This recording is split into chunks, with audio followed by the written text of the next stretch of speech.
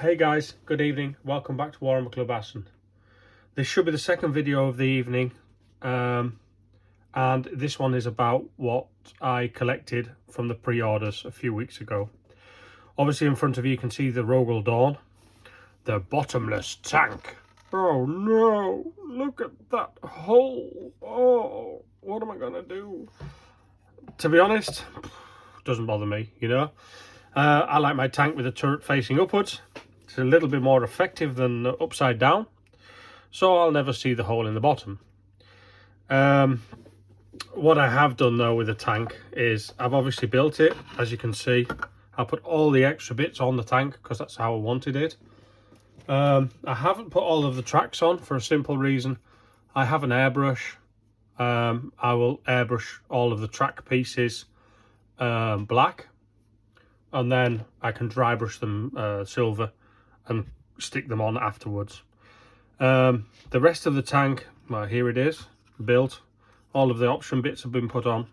But what I've actually done with the underside, and I'm going to do it a little bit more, is I put some magnets in for the extra bits on the chassis itself. So if I don't want the auto cannons, I can take them off. You know, here is a 3x2. Here is a 3x2, and then in the gun itself is in a 3x2. So actually, this is at 3 loose pieces. It takes a little bit of a fiddle, there it is, to get it straight, but it's okay. The Gatling cannon is magnetized 3x2 here, 5x3 in there. Sticks nicely. I've also got the normal cannon, the melter guns, and the 2 headlights for the front. They're all magnetized nicely. The sponsons, I can take them off, and the weapons can be swapped out. You know, all magnetized, simple to do if you've got a bit of a modelling nous. You just glue on the inside of the tracks in there 2 decent sized magnets. These are 6x3, sorry, and there's 2 of them on top of each other. In here, there's just a piece of sprue super glued in, and then a magnet glued to the sprue. It's not the prettiest, but to be honest, when it's mounted, who cares? Now, that's the chassis. What I also plan to do is, you can obviously see these 4 black painted models here. I'm going to use them as tank riders, because I like the idea of the Russian World War II guys that rode on the tank. So, you know, this is a sergeant dude. Probably going to put him on there like that, hanging, or maybe even like that, because he's got his foot that way around. Another one with a las gun, probably going to put him sat him here or something. You know, I've got 4 of them. They're the cannon seated guys for the field artillery. I didn't like the idea of having them sat behind a great big cannon that's going to go off, so I'm probably just going to put one sitting down screaming backwards. They may go on Lehman Russes. That's the idea. Then the turret. The turret was very simple. In here, I've got 5x1s just glued on top of the plastic. When it sticks on, let me take the turret off instead of wibbling the whole tank around. You can see that it's not quite flush, you know, but instead of drilling and messing about getting it all flush into there, this works for me. Again, in 2 6x3s back to back, so there's actually 4 magnets in there.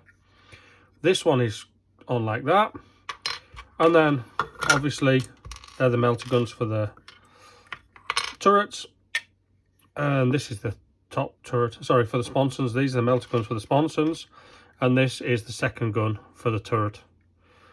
Completely interchangeable. Again, 5x1s glued onto there. This one seems to fit a little bit nicer. You know, from the top where I'm going to be looking at it, I can't see that there's any magnets in there. This one is the same because the gun shield is even bigger. Again, I can't see a difference. What I do see is a piece of sprue that I've not trimmed. Oh no, I'm glad I saw it on the camera. Okay, anyway, that's the Rogal Dorn, all ready to be painted. That'll probably get sprayed up this week. I think the turret is a pain in the butt. There it is, to get on. I've got all the options, the wheels, the bags, the rope, the track guard, tools, everything, because I like my big tanks to be a mainstay of an army, you know, a bit like the Second World War, where everything was crammed on top of a tank when you were walking alongside it, so you didn't have to carry it. That's the idea. So that's my Rogal Dorn. I shall put him to one side. And then I got the Astra Militarum dice. I said online, I don't want them. I don't like the fact they've got square corners and stuff. I was in the shop, saw them, bought them. Okay, nothing to say about dice. They roll lots of sixes, hopefully. And I picked up one heavy weapons squad. What I'm going to do is, I've still got 20 of the normal guardsmen from my 3 boxes of Cadian stands. I'm going to do a standing model and a kneeling model with a missile launcher, not on the tripod. Because you get one bipod, sorry. So I'm going to do the mortar with one kneeling guy and one standing guy chucking a mortar in. And then the rocket launcher, the missile launcher, I'll do him standing. I'll take the gun shield off and I'll do him standing up on a 50mm base when they're back in stock. These ones I'm going to do a separate video on. Hopefully I'll be able to magnetize them. We'll see that later, you know. That's for later. So yeah, that's that video now. That's the second video for tonight. Hope your weekend went well. I shall do a painting video next for how I'm getting on with the older models. I've got a Wyvern.